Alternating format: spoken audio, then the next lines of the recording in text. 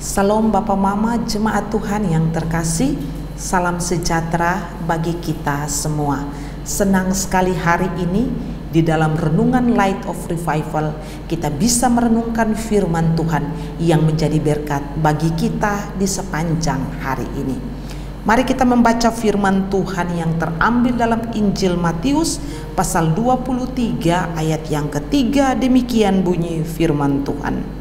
Sebab itu turutilah dan lakukanlah segala sesuatu yang mereka ajarkan kepadamu, tetapi janganlah kamu turuti perbuatan-perbuatan mereka, karena mereka mengajarkannya tetapi tidak melakukannya. Nasihat indah Sang Guru. Saudara yang terkasih dalam Tuhan Yesus Kristus, ini kalimat merupakan nasihat dari Tuhan Yesus kepada para murid secara pribadi pada saat itu. Kalau kita memperhatikan di dalam Matius 23 ini, di mana Yesus menjelaskan dengan begitu detail perbuatan-perbuatan jahat yang dilakukan oleh ahli-ahli Taurat, oleh orang-orang Farisi. Mereka yang mengenal kebenaran, tetapi justru perbuatan dan hidup mereka tidak mencerminkan kebenaran. Yesus tahu kondisi daripada ahli Taurat, orang-orang Farisi, imam-imam kepala saat itu. Dan karena itu sebelum Yesus mengulas secara detail kehidupan yang jahat daripada pemimpin-pemimpin agama pada saat itu, Yesus justru memberikan garis bawahi poin penting kepada para murid bahwa ketika mereka mendengarkan apa yang diajarkan oleh pemimpin-pemimpin agama, fokus mereka kepada pengajaran dan bukan kepada tindakan-tindakan mereka. Dan yang diajarkan itu adalah Torah, yang adalah firman Tuhan. Maka para murid harus mendengar, harus melakukan apa yang diajarkan. Nah saudara sekalian, ini yang saya katakan dengan nasihat yang begitu indah. Yesus juga adalah seorang pemimpin besar. Dia hadir di tengah-tengah dunia pada saat itu, memberi warna yang berbeda dari pemimpin-pemimpin sebelumnya. Dia hadir di mana apa yang dia katakan itu sejalan dengan tindakannya. Berbeda dengan pemimpin-pemimpin agama Yahudi pada saat itu. Ketika Yesus memiliki murid-murid, dia betul-betul menasihati mereka supaya mereka melihat dengan baik setiap pemimpin agama. Jika pemimpin agama itu mengajarkan yang benar, mereka harus melakukan itu. Bukan fokus kepada kehidupan mereka, tapi fokus kepada apa yang mereka ajarkan.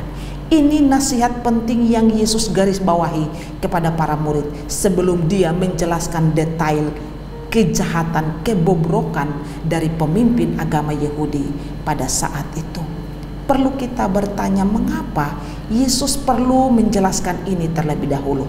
Karena bisa saja ketika Yesus memunculkan kejahatan-kejahatan yang dia sampaikan kepada para murid, tentunya para murid bisa menolak pemimpin-pemimpin agama saat itu. Mereka bisa protes, mereka bisa tidak senang, mereka bisa tidak suka. Bahkan ajaran yang benar itu mereka tolak hanya karena mereka melihat bahwa banyak sekali tindakan jahat dari pemimpin-pemimpin agama saat itu.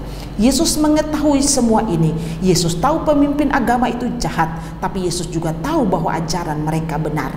Karena itu Yesus memberi nasihat supaya para murid taat melakukan apa yang merupakan ajaran-ajaran yang disampaikan oleh ahli Taurat dan bukan meneladani tindakan-tindakan hidup mereka. Nah saudara terkasih, ini merupakan nasihat indah, yang mana nasihat ini juga menjadi pelajaran bagi kita sebagai jemaat. Bukankah kita juga sering kali ketika kita fokus kepada kehidupan dari seorang pengkhotbah, kita menjadi kecewa ketika kita melihat bahwa pengkhotbah itu jahat, atau dia melakukan satu kejatuhan, atau dia melakukan satu pelanggaran, atau dia melakukan satu kejahatan. Kita menjadi kecewa terhadap pengkhotbah tersebut. Bahkan kita menutup telinga, merasa jijik ketika kita mendengarkan apa yang dia ajarkan. Saudara, mari kita semua perlu merenungkan kata-kata Tuhan Yesus kepada para murid saat itu. Tuhan Yesus mau supaya fokus kita bukan kepada apa yang merupakan tingkah laku sikap hidup dari pemimpin agama, tetapi bagaimana apa yang menjadi ajaran mereka. Karena bisa saja ada banyak orang memiliki kehidupan, tindakan mereka saleh dan baik, tapi justru ajaran sesat, ajaran yang bobrok. Karena itu, kalau kita melihat pada dua kondisi ini, pengkhotbah dengan kehidupan yang bisa jatuh bangun di dalam dosa, tapi ajarannya benar, dengan pengkhotbah yang kehidupannya baik dan saleh, tetapi ajarannya adalah ajaran sesat, mana yang harus kita pilih dan kita ikuti? Ingatlah nasihat Tuhan Yesus pada bagian ini. Ini merupakan nasihat sederhana, tapi merupakan nasihat yang penting bagi kita semua sebagai jemaat. Saudara terkasih, mari kita renungkan semua ini. Kita yang menilai hamba Tuhan, kita merasa jijik dan menolak hamba Tuhan karena kejatuhan atau dosa yang dia lakukan. Apakah kita lebih baik dari dia? Apakah hidup kita sudah lebih baik? Apakah hidup kita sudah melakukan firman Tuhan dengan benar di dalam hidup ini atau tidak? Contoh yang paling utama adalah kita meneladani Kristus. Kita meneladani Kristus bukan dari ajarannya saja, dari seluruh kehidupannya, mulai dari kelahirannya sampai kematiannya di atas kayu salib. Itulah contoh sempurna yang harus kita lihat dan kita ikuti, mulai dari pengajarannya sampai kepada seluruh kehidupannya. Mari kita merenungkan semua itu dan kita menjadi orang-orang sebagaimana yang Yesus kehendaki di dalam hidup ini. Amin. Mari kita berdoa. Tuhan Yesus yang baik, kami bersyukur kepada Tuhan bahwa kami diingatkan sebagai jemaat. Biarlah kami taat kepada Tuhan Yesus.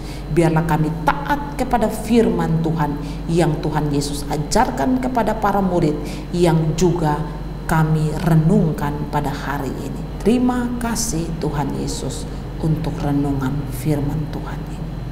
Amin. Saudara terkasih, mari terus jadikan firman Tuhan sebagai pelita dan terang di sepanjang hidup kita. Tuhan Yesus memberkati.